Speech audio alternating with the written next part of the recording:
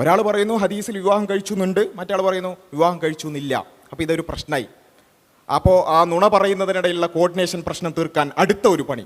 അടുത്തെന്താന്ന് ചോദിച്ചാൽ ഇതിനെ ന്യായീകരിക്കാൻ ഇത് നമ്മൾ പിടിച്ചപ്പോൾ അടുത്ത മറുപടി അത് കേട്ടോളൂ നിങ്ങൾ. ഹദീസിൽ അങ്ങനെയൊക്കെ ഉണ്ട്. ഓക്കെ, അത് കേൾക്കാം, ആ ഭാഗം കേട്ടോളൂ. കല്യാണം കഴിഞ്ഞ് കൊണ്ടുവന്നാണ് ഹദീസിലുണ്ട്. ഹദീസിലുണ്ട്. കല്യാണം കഴിഞ്ഞെന്ന് എവിടെയാ തെളിവ് എന്ന് ആരിഫ് ചോദിക്കിന് ആരിഫിന് മറുപടി പറയാം. എവിടെയാ തെളിവ് എന്ന് എടുത്ത് കാണിച്ചു കൊടുക്കുക. അല്ലാതെ അത് ഞാൻ പറഞ്ഞിട്ടുണ്ട് എന്ന് പറഞ്ഞാൽ ഞാനത് പണ്ടേ പറഞ്ഞിട്ടുണ്ട്. അപ്പോൾ ഞാൻ പണ്ടേ പറഞ്ഞിട്ടുണ്ട്. കല്യാണം കഴിച്ചു എന്നുള്ളതിന് തെളിവ് എന്താന്ന് ചോദിച്ചാൽ തെളിവ് കൊടുക്കുക. നമ്മൾ കൊടുത്തു. ബുഖാരി 5244, ബുഖാരി 5255, ബുഖാരി 5256 നമ്മൾ തെളിവ് കൊടുത്തു. അപ്പോൾ ഹദീസിലുണ്ട്, പക്ഷേ മൂപ്പർ അവിടെ നിർത്തുന്നില്ല. ഹദീസിലുണ്ട് പക്ഷേ അത് ഇസ്ലാമിക രീതിയിലുള്ള വിവാഹമാണ് എന്ന് സമർത്ഥിക്കാൻ കഴിയുമോ? ഇല്ല. അതൊരു വിവാഹമാണ് എന്ന് സ്ഥാപിക്കാൻ കഴിയുമോ? ഇല്ല. അത് വിവാഹമാണോ? അല്ല. അങ്ങനെ ഹദീസിലുണ്ട് കല്യാണം കഴിച്ചാന്ന്, പക്ഷെ വിവാഹമല്ല. ഹദീസിലുണ്ട് കല്യാണം കഴിച്ചതാണ്, പക്ഷെ വിവാഹമല്ല. കാരണം എന്താ? മറ്റേ നുണയനെ സംരക്ഷിക്കണം. മറ്റേ നുണയൻ കല്യാണം കഴിച്ചിട്ടില്ല എന്ന് പറഞ്ഞു പോയി. ഇയാളാണെങ്കിൽ ഹദീസിലുണ്ട് എന്ന് പറഞ്ഞും പോയി.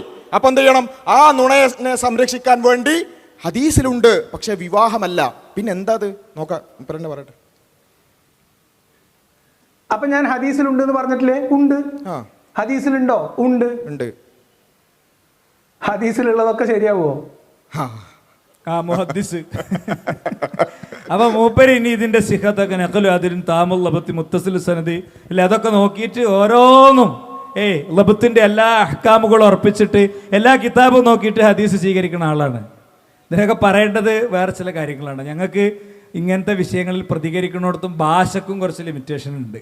അല്ലെങ്കിൽ ഇതിനുള്ള മറുപടി പറയാന് ഇവർ ഈ കൊണ്ടുവന്നതൊക്കെ എവിടുന്ന? ഹദീസിലുണ്ട് എന്ന് പറഞ്ഞിട്ടാണ്. ഹദീസിലാണ് ഈ സംഭവം ഉള്ളത്, ഹദീസിൽ നിന്നാണ് കൊണ്ടുവന്നത്. അതേ ഹദീസ് വെച്ചിട്ട് നമ്മൾ തിരിച്ചു കൊടുത്തു. ഇതേ സംഭവത്തിൽ കല്യാണം കഴിഞ്ഞിട്ടുണ്ട്, ത്വലാഖ് ചെയ്തിട്ടുണ്ട്, ഇതൊക്കെ കൊണ്ട് ആ ഹദീസ് പറ്റൂല. പിന്നെ ഞങ്ങൾ പറയുന്ന ഹദീസ് അതിൻ്റെ തന്നെ ഒരു ഭാഗത്തിൻ്റെ ഒരു മുറിച്ച ഭാഗം മാത്രം പറ്റും. ഇതാണ് ഇവരുടെ തനി സ്വരൂപം എന്ന് നിങ്ങൾ മനസ്സിലാക്കുക.